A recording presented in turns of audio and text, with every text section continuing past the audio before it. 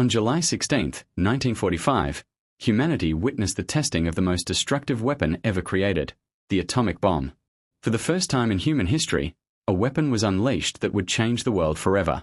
The man behind its creation was physicist J. Robert Oppenheimer. He had no idea that the weapon he built would turn out to be so terrifying. But when he saw its devastation with his own eyes, he uttered words that would be remembered throughout history. Why did this atomic bomb place Oppenheimer on the edge of destruction? How did the man whose efforts helped America win World War II end up being humiliated and disgraced by the very same nation? Throughout his life, Oppenheimer achieved many remarkable things, but history will always remember him as the father of the atomic bomb. Born in 1904, he dreamed of becoming a chemist at just 18 years of age, a dream that took him to Harvard. However, illness kept him from attending classes for an entire year. Despite that, he completed his 4-year degree in just 3 years. Alongside chemistry, he developed a deep interest in physics. After Harvard, Oppenheimer went to Germany to study theoretical physics at Göttingen University, where he completed his PhD at an early age. He was known for being quiet and reserved, focusing only on his research. He eventually returned to the US and continued his studies, never imagining that one day he would be connected to the atomic bomb. But then came Hitler's rise in Europe. He tasked German scientists with building the most powerful weapon in the world. At this point, Albert Einstein entered the picture. Realizing the danger, Einstein wrote a letter to US President Roosevelt, warning that Germany could soon possess such a weapon, and urging America to develop one first.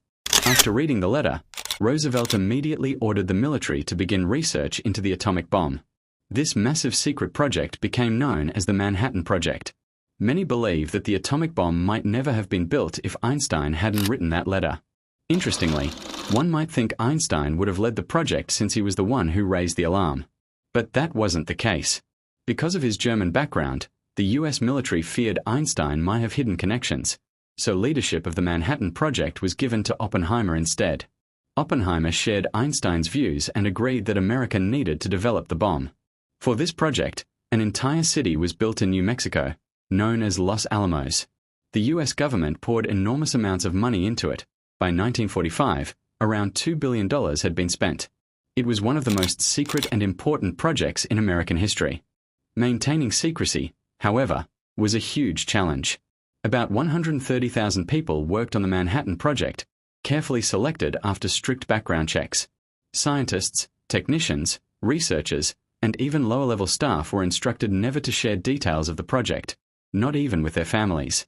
Workers used fake names, and anyone caught leaking real names faced punishment. Even letters to and from Los Alamos were censored before being sent. Children born there didn't have the city name on their birth certificates. Instead, it simply said P.O. Box 1663. All of this secrecy was to prevent even the smallest detail about the atomic bomb from leaking out. Oppenheimer had already been researching nuclear fission, the splitting of atoms to release immense energy. Uranium, one of the heaviest elements in nature, became the key. With 92 protons and 146 neutrons, uranium-238 could be processed to extract uranium-235, a highly unstable isotope.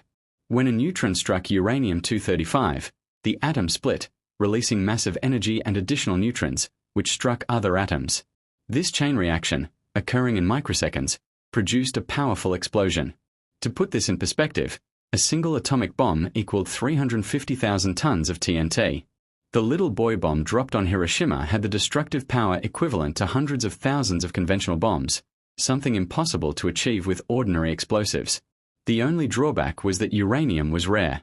To overcome this, scientists created plutonium-239, an artificial element even more unstable than uranium-235.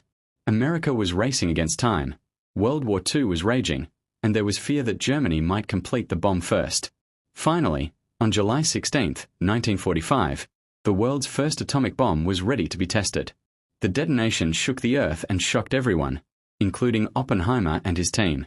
Humanity now held a weapon capable of wiping out civilization. Just a month later, America dropped atomic bombs on the Japanese cities of Hiroshima and Nagasaki.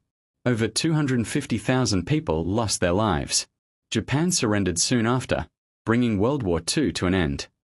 One would think America would celebrate Oppenheimer and honor him with the highest awards. But that wasn't the case. Deeply regretful, Oppenheimer felt responsible for the mass destruction and began to withdraw from public life. His sorrow and reluctance to push America further into nuclear dominance made him a target of suspicion. By 1949, the Soviet Union had conducted its own atomic bomb test, catching America off guard. Suspicion immediately fell on Oppenheimer, especially since his wife and former girlfriend had ties to the Communist Party. Although Oppenheimer had no political interest, the government launched an inquiry. Despite a lack of evidence, he was accused of being a Soviet agent. His security clearance was revoked, and all his rights to work on government projects were stripped away. The once powerful scientist was publicly disgraced. Even though Einstein and many others defended him, their protests were ignored. 4 years, Oppenheimer lived quietly away from government projects. Then, in 1961, President John F. Kennedy offered to reopen his case and restore his reputation. But Oppenheimer refused. Knowing he had been wronged, Kennedy instead honored him with America's highest scientific award. Unfortunately, by then it was too late. Oppenheimer was diagnosed with cancer, and in 1967 he passed away. His ashes were scattered on a beach in the Virgin Islands, now known as Oppenheimer Beach.